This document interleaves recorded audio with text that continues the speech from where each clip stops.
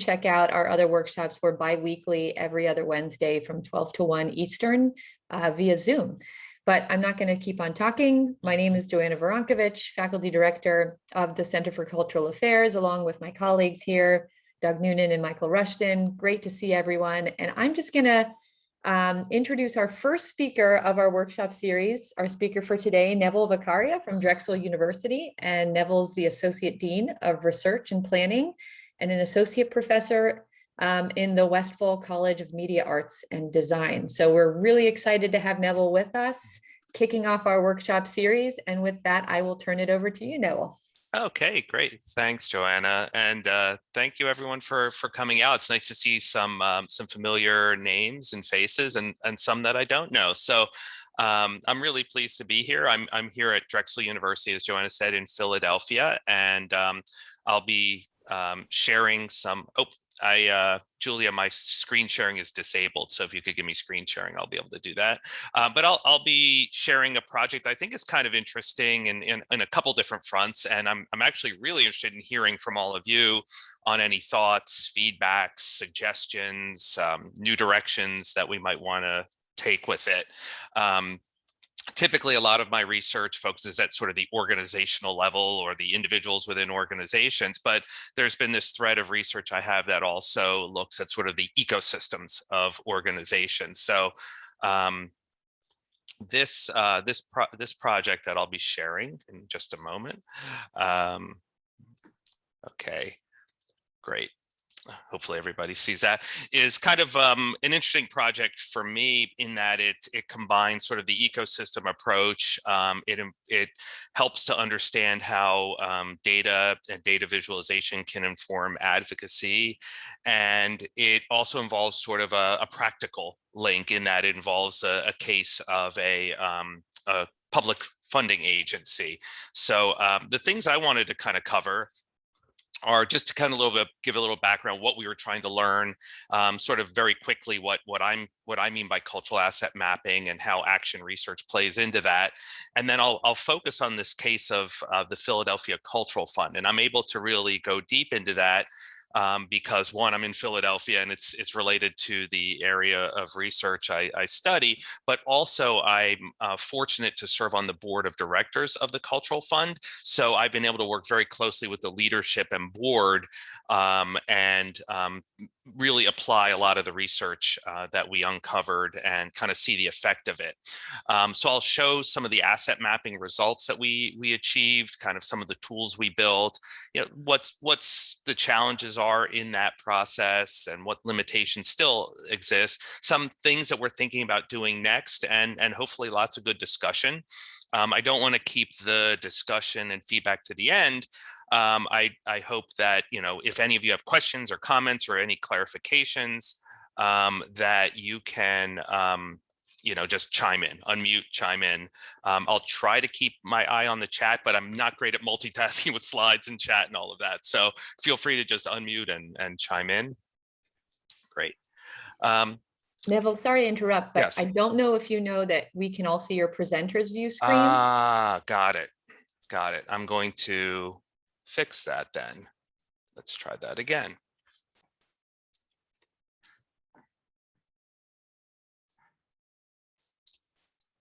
Has that changed it, Joanna? That's perfect. Thanks. Okay. Thank you. So that's what I want to cover, and hopefully we'll have a good conversation through that process. So when I'm talking about this idea of asset mapping, I'm viewing it more as sort of a research method that uses data to kind of understand the strengths of a community and ultimately its ability to solve its problems. I think that it's a real interesting research method because what you do with asset mapping can serve as a variable, and it can be an independent variable or a dependent variable depending on how you're using asset mapping. And it also links to things like asset-based community development, to some of the participatory community-based research methods and other systems. Though for what I'll be sharing, it's primarily a data gathering and research method is the sort of framework I'll be looking at it through. And then what I mentioned before is this is sort of an action research project, which is also a little different than some of the research I often do, in that it's an interactive process. It's working directly with a real world agency, and that we are learning as we go through the process. That what we gather, what we do, the data we collect provides feedback to what we do next. So it's a really interesting approach that has a practical arm to it. While I, as the researcher, I'm not necessarily doing the practical sort of steps to it. I'm feeding into the practical work that the public arts funding agency is doing. So I think that grounding it in the principles of action research can really help this research have more value. And ultimately, what we are trying to understand through the Philadelphia Cultural Fund, and I'll be giving an overview of both Philadelphia and the Cultural Fund, is how do we identify the breadth and reach of these activities and programs? So how do we look beyond just the doors of arts and cultural entities? We know there's more happening, and how do we identify them? And if we identify them, how can we get a more comprehensive understanding of those activities and to really inform advocacy efforts for public support? So that's kind of the line of inquiry we're following. But before I jump into what we did, I just want to kind of give a quick overview of Philadelphia. I'm sitting here in Philadelphia, but most of you are not. So I like to think of Philadelphia as sort of a city of contrasts, that we have this, relatively vibrant downtown economic and commercial and cultural hub of the city with a lot of great amenities. It's a great food town, a great beer town, and others. But like a lot of big cities, and maybe even more so, it's a struggling city. The persistent issues of poverty and deep poverty, crime, a poorly performing educational system have really wreaked havoc for most Philadelphians. So while we have this vibrant hub, there's a lot of struggling and challenged areas. To kind of put it in context in terms of numbers, it's a city of 1.6 million people, and that's just within the city limits. That's not the metro area. That puts it at the sixth most populated city in the US, behind Phoenix, although Philadelphia geographically is a much smaller region than, say, Phoenix. So it's a more densely populated area. The median household income in Philadelphia is $20,000 lower than the national median household income, and its poverty rate basically makes it the poorest large city in America. So a lot of these structural issues exist. In terms of race and ethnicity, it is a minority majority city. And so with numbers like this, and we talk about arts and culture, we can't talk about, the economic impact or the number of jobs or how the spillover effects of spending happen.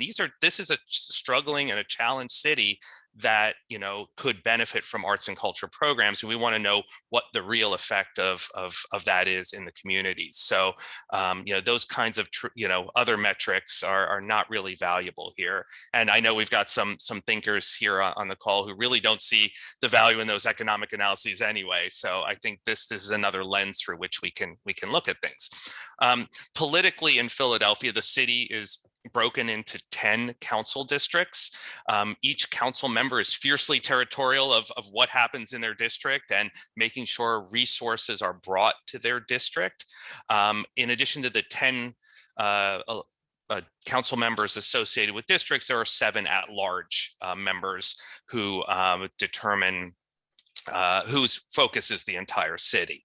So that's kind of, sort of Philadelphia in a nutshell, a city of contrast, a city of neighborhoods, each with, people often say in Philadelphia, if you walk over a couple blocks, you're in a completely different neighborhood.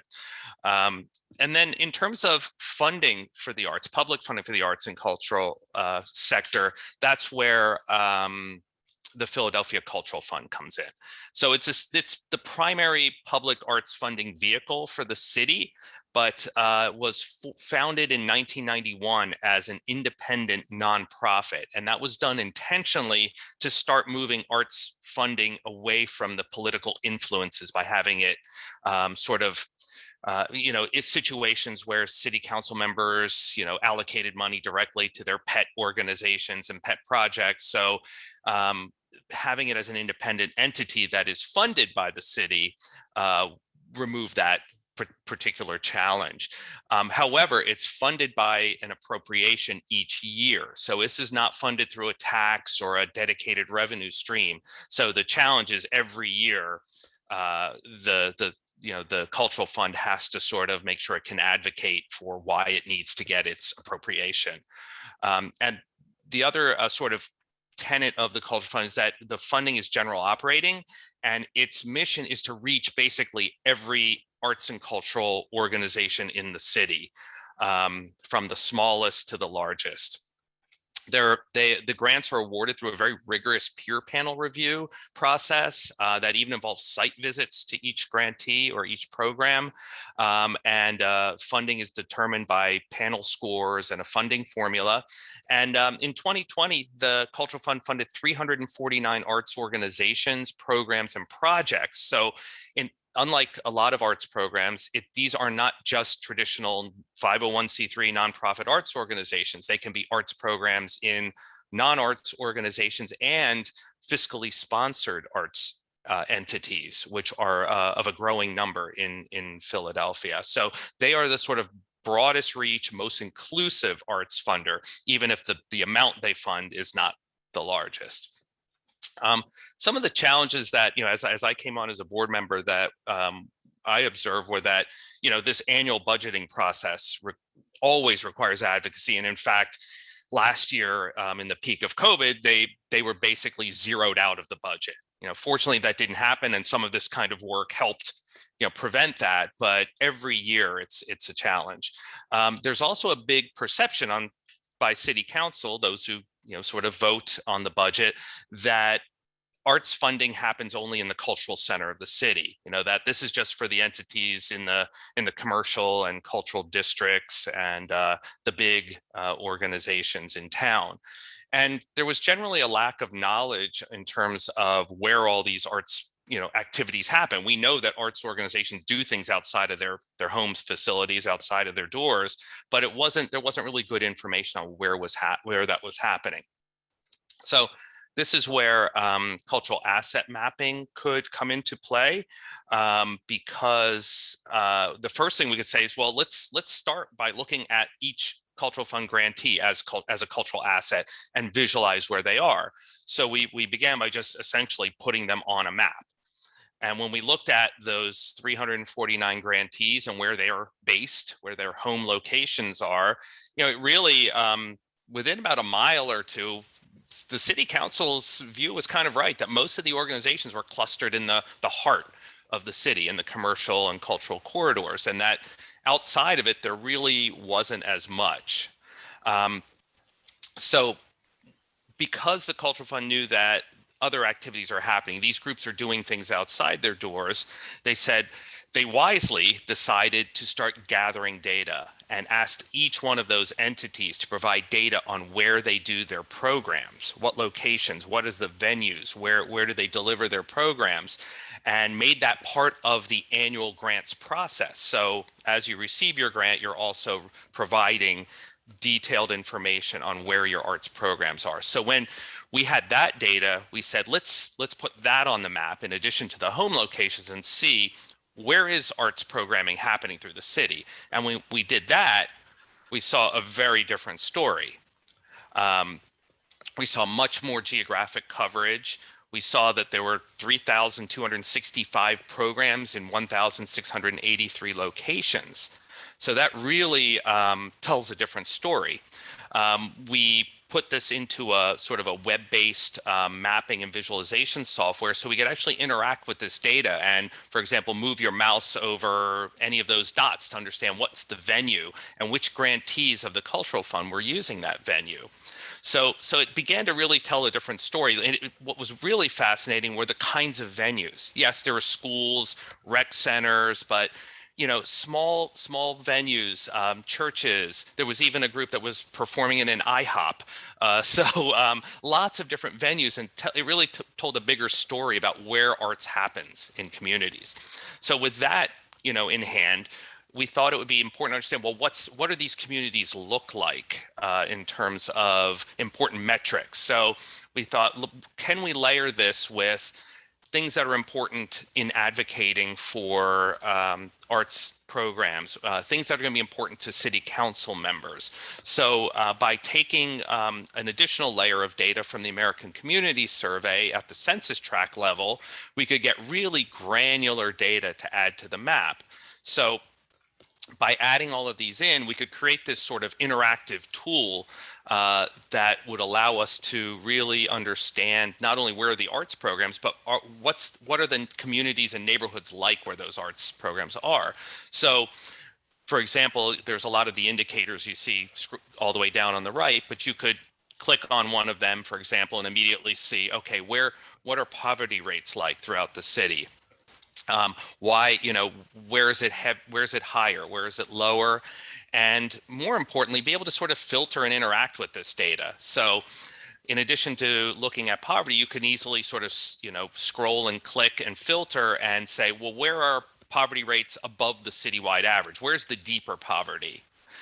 You can then mirror that with other kinds of data. So for example, you might say, well, where are areas of high poverty as shown here, and combined with areas where there are a lot of children.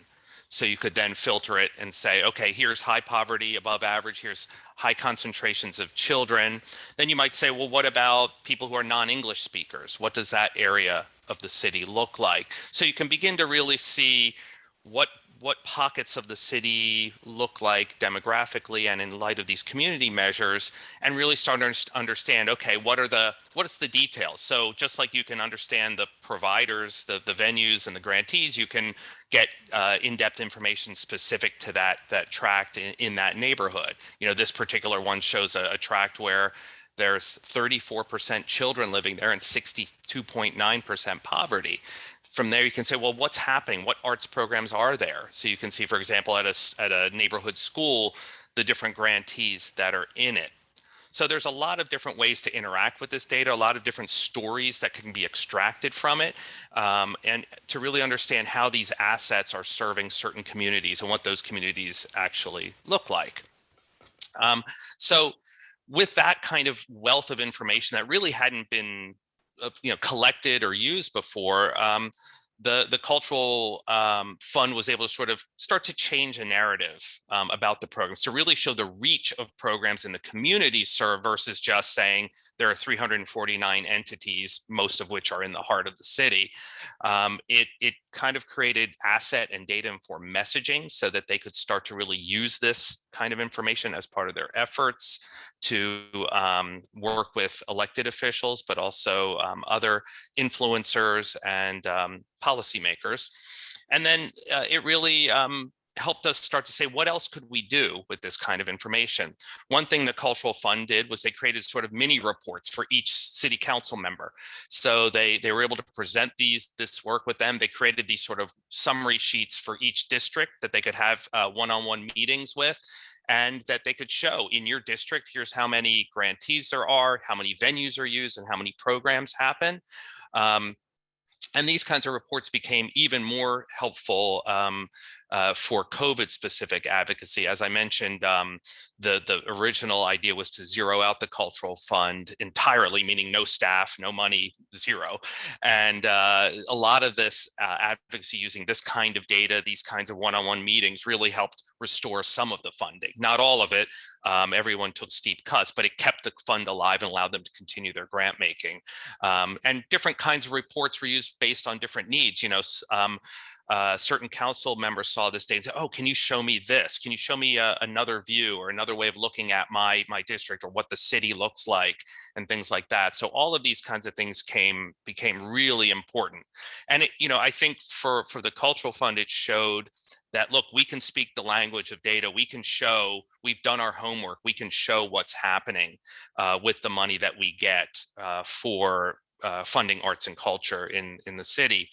But like anything, I'm a big believer that data is great, but you need the stories behind it as well. So to their credit, the Culture Fund also started gathering data from those same grantees, data on the impact and the narratives of how the Culture Fund helps them. So looking at the idea of no stories without data, no data without stories, we started to see that the impact sort of messaging or impact narrative was really about the importance of the funds in sustaining community. You see the word community a lot in these quotes, that free programming, programs that people desperately need, connecting with neighbors and community. These are really impactful statements, and it's really not.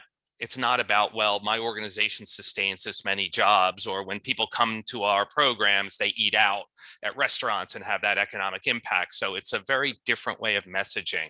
So it's been really powerful to see this kind of data, the mapping and the asset mapping and visualization, combined with the sort of stories of what it means to organizations who are doing that work on the ground in these communities. These are organizations that a quarter of them have operating budgets of under $50,000. 60% have operating budgets of under $400,000. So a majority of these are small community-based organizations. So it was very powerful to see the results. In addition, there's always challenges and limitations to doing this kind of work, despite the impact and the results we've been getting. Is obviously what we are able to map is a moment in time. We aren't currently able to show the frequency. So for every one of those purple dots, was that just a one-off where an organization came in and came out? So, or did they do multiple programs there? We don't know how many people were served by them as well. We currently aren't able to show trends in longitudinal data, so that's going to be something we'll want to look at for the future, especially when you look at a year of COVID and what kinds of programs actually did or didn't happen. Right now, it's not a very automated process. It's time consuming. All of this data is individually collected from grantees. It's compiled, it's cleaned, it's geocoded, it's put into a mapping system. It's layered, the census data is then layered on. So it's time consuming. And really, I think the other sort of longer term challenge is creating an open data attitude. A lot of this is public money. These are grantees who are receiving public money, but there's still a sense that these 3,200 program activities are somehow beyond just public information, and it's really a psychological barrier. How do we move towards this feeling like this is open data? This should be a file that people can use and create new tools with, and hopefully we're getting there, but right now it's been very gradual in terms of creating that open data attitude and getting this data out there in a bigger way. So those are some of the challenges we face, but as we look ahead, I think some of the other things we want to look at next are, can we get deeper programmatic data, right? So getting that frequency, getting attendance or participation, and more importantly, understanding virtual programs as well. Can we look at density analyses? So rather than dots, maybe looking at heat mapping and creating measures for understanding the density of cultural programming that happens in a community or a neighborhood. How do we get the Cultural Fund's grantees in using this research as they advocate for themselves? Ideally, while everything I've shown is web-based, it's interactive, it can be shared publicly, it is not shared publicly. So can we get people feeling comfortable that we can create a public web-based tool for the Cultural Fund and for advocates to use? And really, how can we use this to understand the impact of COVID over the past year to 18 months when we see next year's map, which will be this past year's data, we have a lot fewer purple dots, I imagine. And how do we understand what those organizations did programmatically instead? How do we find ways to visualize virtual programming, for example? So lots of sort of big questions as this research continues to roll on and roll out. There's a lot of work still to be done. There's a lot of unanswered questions, and there are some challenges ahead. But I think this was, for me, a really interesting project in that it showed how we can combine, sort of the asset mapping framework with action research with an organization that was using that information to advocate and demonstrate impact. And again, this data is constantly used by the Cultural Fund, and even though they were zeroed out in a prior budget cycle, they did not get zeroed out. They sustained some funding, and this year's funding is close to, but not at, their usual pre-COVID funding. So this kind of work can really have an impact, in addition to all the political machinations that happen with public funding. So so that's kind of what I wanted to share in a very high level, in a big way. I'd love to kind of hear from people, answer any questions, hear any feedback, any thoughts on what we might want to do next. So I will, my contact information's there, but I'll stop sharing so we can all see each other and chat. Great, thank you, Neville. So anyone can feel free to unmute themselves. It's really informal here. You can also put things into the chat. I'll monitor the chat for questions, or raise your hand function, and I'll call you out. So maybe I will just start with the first question. We get so many queries at the center for, what other work are you doing that can help us demonstrate the impact of the arts from, regional and local arts agencies who are sort of really tired of the economic impact arguments, but want something else. And I'm wondering, can you kind of just, was this, like, how easy was this to do with the Cultural Fund? Was it just you taking on the project and deciding you were going to go about this a different way? Or was this the Cultural Fund getting together and saying, hey, you know what, we got to think about a different way to do this stuff, because, we're obviously having an impact, we're having some reach, but how can we communicate best to our city council members? Yeah, that's a great question. And I think it's an important question for any sort of agency or advocacy effort. I think it was a combination of the Cultural Fund realizing why, if we're doing such a great job advocating, why are we constantly fighting being cut every year? And listening to the sort of feedback or messaging that came from those who decide on the budget, saying, well, why, if I'm in that upper part of that map in District Council 7, why do I care about the Cultural Fund? None of your grantees are even in my district. So I don't see how this helps me. So I think hearing the messaging and understanding that we have to change how we do our messaging was really important. And then saying, and I guess the benefit of me having been hearing those conversations by being on the board of directors, created a conversation of saying that we have to tell a different story. And that story has to show the broad reach of those grantees, because so many of them are doing incredible work in these communities that desperately need that kind of programming. So it was a combination of saying we need to show what's happening with the willingness of the Cultural Fund to say, we're going to ask every grantee for a lot more information. In fact, we're going to make our process maybe a little more onerous.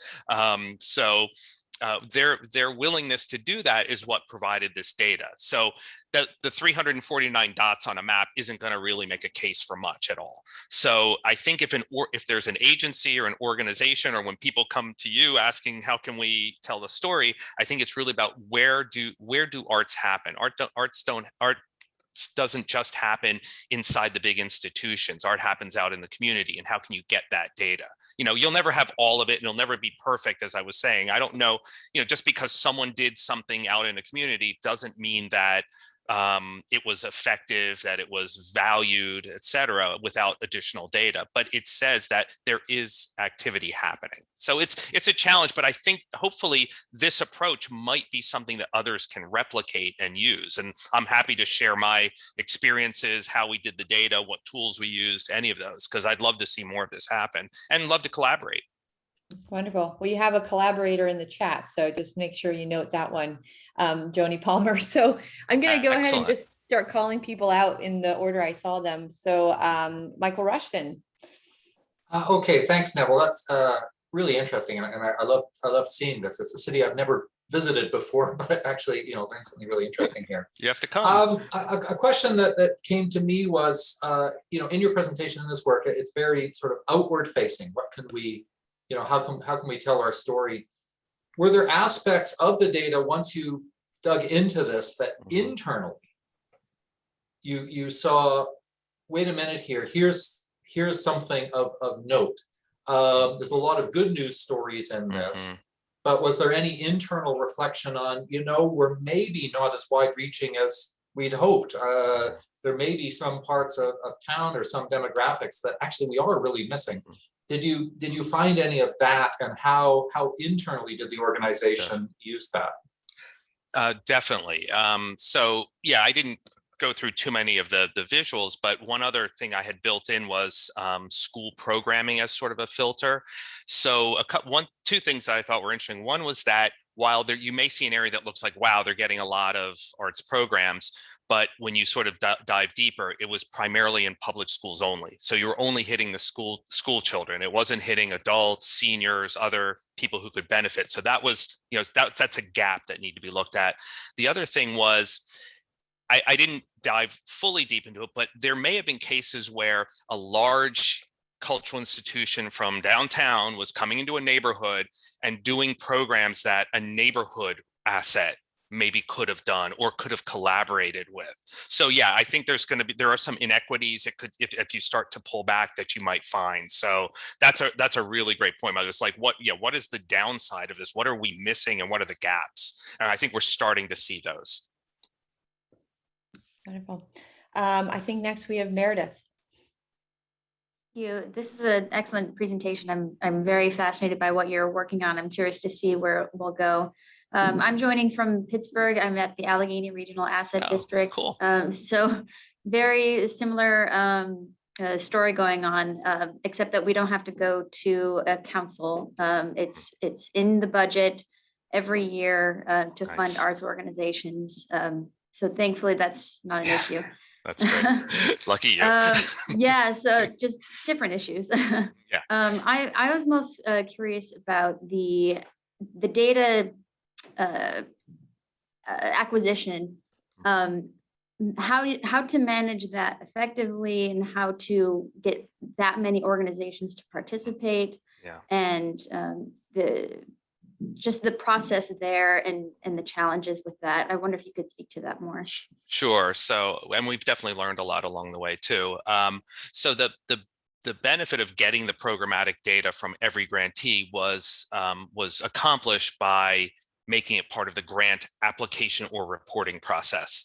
And even though in non-COVID years, the Cultural Fund provides multi-year general operating support, there's still an annual reporting process, so that data would be provided every year. So by sort of saying, if you want your money, you have to do this, the carrot and stick model, that definitely helped get the data. But the challenge was how it was collected. It's reported on a simple spreadsheet by each grantee with their grant reports or with their grant applications. So and that's how it's currently done. And so the problem is you have 349 spreadsheets that are hopefully consistent, that are hopefully, spelling the word street, correctly.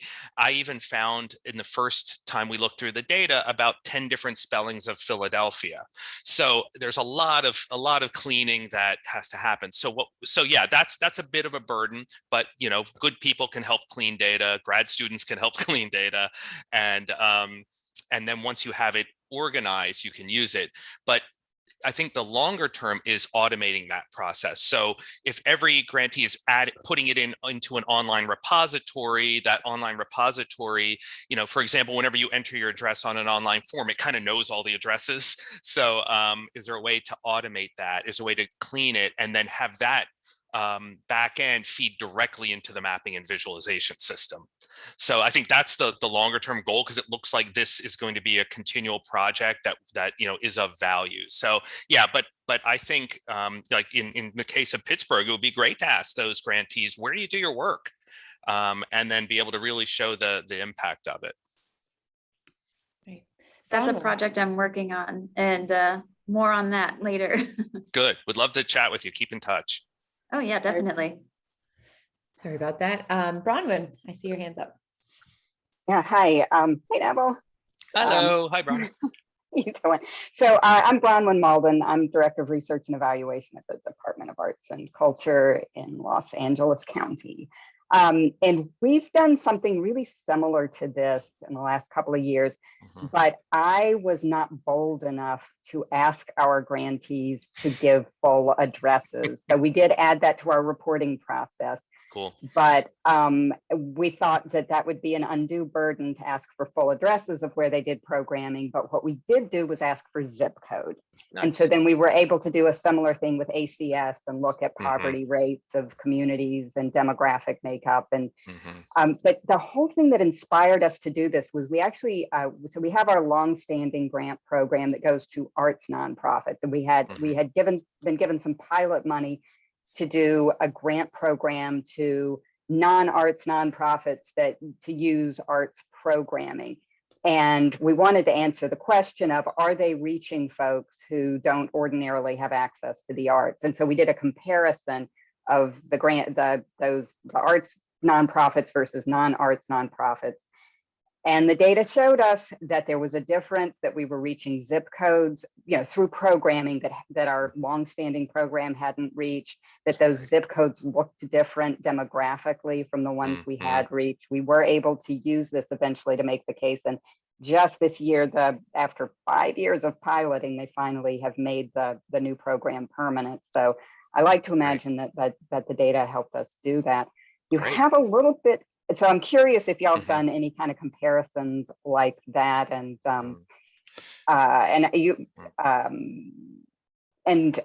also just kind of interested in other things you're thinking about doing with this data. I'm a little inspired to maybe try to push harder for addresses. I'll see if our director of grants freaks out over that. I will, if I could just throw in one other thing. One year, we did make the effort to ask our grantees to give us zip codes of audience members and participants and things like that. It was not required that year. And the mess I got made me decide I will never ask for that data again from audiences and participants.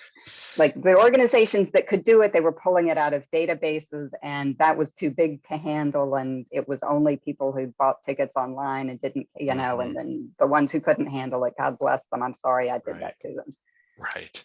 No, that's great. Well, I'm glad you at least did ask for zip codes, because that's a great proxy for certain things. In Philadelphia, we thought about zip codes, but we're not nearly as sprawling as LA County. So I mean, there can be 20 different neighborhoods with completely different demographics in one zip code in Philly. So that's why we were kind of pushing get exactly where that program happened. But I think and hopefully down the road you can do that as well, and there's ways to automate it that make it less of a burden. But I think in terms of who those purple dots are to speak and what's happening, we're starting to uncover what's behind that in terms of how many were, as I was saying, the big institutions just sort of quote unquote helicoptering in to do a program and say they did the program, versus who are doing more sustaining work in those communities. So frequency will be something that will help with that. I think the also looking at density, sort of how much is happening in certain areas and what do those communities look like is another area. And then also kind of looking somewhat at the work of Stern and Seifert in social impact of the arts, and saying, are there associations between those that get this kind of programming and some sort of measure of community, either demographics or some other well-being or asset, sort of strength of a community. And then thirdly, I think, how do we get those organizations that do those programs to leverage this information as well, to eventually interact on that, move around and say, oh, who's doing that? Oh, they're doing this over in the next neighborhood. We should collaborate with them, kind of thing. So there's so much power once you open that tool up, and I'm hoping for that day. Like I said, there's still this sort of a little fear of open data approaches, but I think it's coming, and I think we need to continue to push towards that. Wonderful. Jen from Silver Lynette. Hi, Neville. So nice to Hello. meet you. You This was a too. fascinating talk. And I was curious about kind of where you landed on that last discussion about how this data might be able to be leveraged for the use of organizations themselves who are providing programming as in a number of ways. The way that you suggested around connecting them with what else is happening in neighboring communities, what other organizations are serving the communities they operate in, but also potentially in at the most ideal version, maybe being able to pull their own customized reports that would demonstrate the demographics of the communities that they provide services in that could be useful for them in reaching out to other funders. And I think of Ingenuity, which is an arts advocacy organization here in Chicago that has a big arts mapping project and pilots across the country. I've been on the board of that organization for a few years, and I think a main purpose of their mapping is for these organizations themselves. And in some ways that undercuts the burden of having to provide information because they're getting value out of it. So I'd be curious to hear you talk about whether or not you see that as a potential future for this. And then I'd love to hear about what some of the barriers are to opening this up. I know there's reluctance or hesitance, but where does that get rooted in? That's great questions. I think definitely giving the power of the data back to those who put it in is huge. It's sort of one of my underlying beliefs. And in some of the other sort of ecosystem research projects I've done, I've created public-facing websites that those, just as you said, organizations go in, find themselves on a map, get infographics and data on the community and all of that, and literally hit a button, spit it out. And then they can use that when they apply for grants, they can use it to make their case, et cetera. So that's what I'd love to see with this kind of information. So that, definitely that putting that information in the power and giving the data back is huge. And that's something we need to work towards. The barrier, I think, is partly psychological and partly sort of technical in a way. I think that the Cultural Fund is a small entity. Despite all they do, it's 2 full-time people, and so it's a question of partly organizational capacity and partly a feeling like all of those 3,200 programs were given by those organizations, the cultural funds. So there's almost a feeling that this isn't as public as their grant application should be. I don't know. I don't agree with that. But for example, I hadn't even thought about it, but they gave an example where we actually pulled a couple points off the map because they were an arts program that was delivering its programming at a center for women who are victims of domestic abuse. And so there are some privacy issues too in that sense. So we have to be mindful rather than just blasting it out there as well. But I think those are all barriers that could be overcome. I'd love to see this get out there. I'd love to just have, go to the URL and interact with these maps. Like I said, everything I showed is web-based. I give the link to the Cultural Fund, but we don't give the link more broadly. So I'd love to do more work with that, but I hope that's coming. I mean, the most they've done so far is they put static images of the 2 maps on their website, so they're getting there, but it's interesting how it's not about the data, it's about the barriers to it. So it's a good first step, but it's helpful to hear where you're going with it. Yeah, definitely. Let's keep in touch. King Feng from UC Riverside. Thank you. Very interesting project. As a geographer myself, so I can imagine how hard just to collect the data together. These maps remind me quickly about the large literature on food desert, for example. Yes, we talk about why they are there, why we don't have those nutritious stores in the poor neighborhood. We did a lot on that. So this is related to Michael's earlier point about the gaps. My question, not really question, maybe a thought, which is, did you ever think about how they are concentrated in terms of the distribution of the hot spots, cold spots, whatever, how they really align with the funding priorities? Because if your funding priority is on equity or on social impact, on economic or on children, If you are doing that, you're supposed to see results just like that. So in this case, probably you think the opposite direction. Just a benchmark with the funding priority, then in this way, probably give lots of reflection from funders' perspective in terms of whether we're doing well against a certain criteria, then how we should improve our priority in certain areas. Yeah, just a quick Sure, thought. that's a great thought in terms of funding and funding priorities, and I think that's huge because this is just one funder who has a certain priority to serve as broad a reach of arts and cultural programs as they can. It doesn't mean other arts funders in this region care about that. So I think another sort of stakeholder audience for a tool like this could be the funding community, and in fact, a project I did a couple years ago that looked more broadly at nonprofits in the nonprofit ecosystem in Philadelphia. That was the intent. In fact, we had presented it to our city's community foundation specifically because it was a tool that they could identify new grantees that they may not have known about, that they could say, show me these areas that match these demographic criteria, highlight them on the map, and then show me the nonprofit providers in that area. And chances are they would find groups they probably hadn't prioritized or funded before. So I think you're right. I think kind of how do we use this as a tool to understand other funders' priorities and maybe affect funding could be really important. That's a really good point.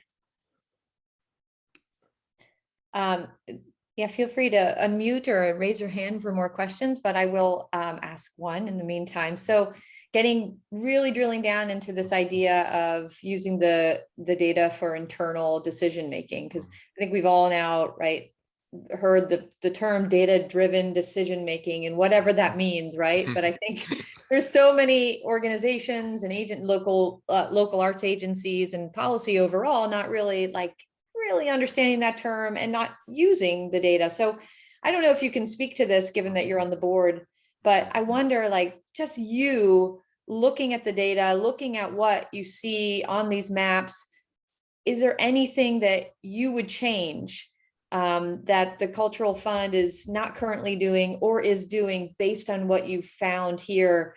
And do the data provide you with enough support, enough evidence, or how do you come to that conclusion from looking at what you have to think about making a change? That's a great question. And your point about data-driven decision making, I actually don't like that term at all. Because what does it really mean? I prefer data-informed decision making. So the data doesn't drive it. It can inform your decisions. But if you just use data-driven decision making, you come up with some very different, very hard decisions. So yeah, I think internally looking at all this data, it's really started, what's been fast is it started a conversation at the Cultural Fund. And it's actually pushing them in some new directions as they look at this and realizing if these purple dots all out in the communities are the ones doing the work, if that's where the work is needed, how do we support more of that happening? These small little quotes of, this was the only institutional funding I received and allowed me to do my free programs in my neighborhood. Then how do we invest deeper in that potentially? So, and what has happened is they've seen some of the helicoptering in kind of data. Oh, okay, there's the orchestra. They did their one community concert. And they're really having the conversations now as a board and staff of maybe some organizations don't get our funding. It used to be everybody gets the funding, make it as wide as possible.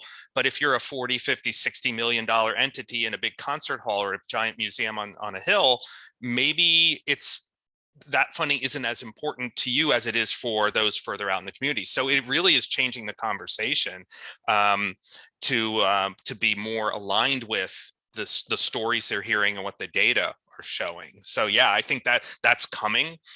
We've been gradually moving. COVID has kind of slowed how right now it's more like just get the money out the door to those folks who need it. But I think we've already started conversations about how would our money be best invested in the community? So yeah, it has changed the conversation. No action yet, but I think that's coming. Thanks, Neville. Amy Whitaker. Thanks, Janet, and thanks, Neville. Really, Sure. really interesting to hear the work. Philadelphia is one of the first places I remember hearing the phrase disinvested community when I was touring the area around the Village of Arts and Humanities. And it made me think a lot while you were talking about the extent to which you're thinking about developing the analysis in the direction of some ratios of other data fed in as well. So for example, other types of funding, the ratio of arts funding to other types of funding, or the comparison of arts funding to other kind of socioeconomic, demographic, wealth, poverty types of statistics, just to, on the point you're raising, kind of be able to isolate the impact of funding in certain areas. Yeah. I mean, I think that's an early conversation, because I'm not an urban planner or an economist, but I think we need to bring those voices to the table. So what's important to know, and how can we learn it, and what additional information is needed to kind of tell a more well-rounded story. Because you're right, Philadelphia has many neighbors that face a lot of disinvestment, and as vibrant as downtown is, there's a lot of disinvestment still happening. And when something it does tend to improve, or there's growth in an area, it often is linked with gentrification and the negative aspects of that come with it. So yeah, I think you're right. I think we need to look at what are the ideal indicators, what are the questions we're trying to answer, and let that tell us what additional information we might need. So hopefully this is a good platform from which we can build, so it's sort of dueling things. One is just get what we have out there and in use to the public, and the other is build onto it. And it's always a challenge, because sometimes I've been in situations where we built too much, that we didn't need to go as far as we did, because there was only some fundamental information. Like even seeing city council members get all excited because we put demographics on their city council district was something for them to have and use. But yeah, the question is what's next. So I think you're right. It's kind of what are those indicators, and talking to the right people and the experts to know what's needed, and talking to those people in the community as well. Also, we had a question in the chat, just about software, honestly. Sure. We have a lot of people who are looking at these types of projects and initiatives at their own organizations. And when Jungmin Lee wants to know what type of software and any tips for just doing what you did. Sure. So, there's tons of different mapping tools and software out there. I know enough scripting and Java and things like that to be dangerous, but I'm by no means a coder or a programmer. And so the tool I used is called Carto, C-A-R-T-O. And I just found that for me worked well, because it was intuitive enough to get things up on a map relatively quickly, but it had the power behind it if you wanted to get into the scripting and coding and make things look a certain way that you could do. And then if you really wanted to, which I've done with other projects, is then you can partner with a software developer or some really talented computer science grad students to then take the sort of back end of that and make a fully interactive web tool from it as well. So that's why I picked that. Obviously there you mentioned Tableau is powerful. All the ArcGIS tools are really powerful, but ultimately it's whatever's going to work best to get your information out there and get it usable is good. But that's what I did. All right, super helpful. Mel Gray. Hi, thanks, Neville. That really stirs up my imagination a little bit. That all that set of tools, the geography-related tools, and linking those to some of the criteria by which we assess and evaluate these programs. I'm just going to toss out a little bit of thinking out loud. I think it would be interesting to get a sense of.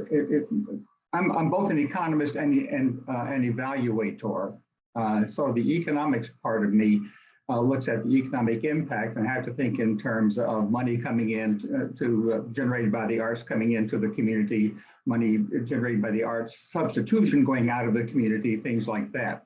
But then you begin digging deeper and you get into the secondary, tertiary, and what I call the quaternary effects. And the quaternary effects are what happens to the sense of community as a result of these programs, and trying to wrap one's brain around that. And you You and the previous conversations have touched upon some of those, but here's the kind of thing that I think I would like to know a little bit more about.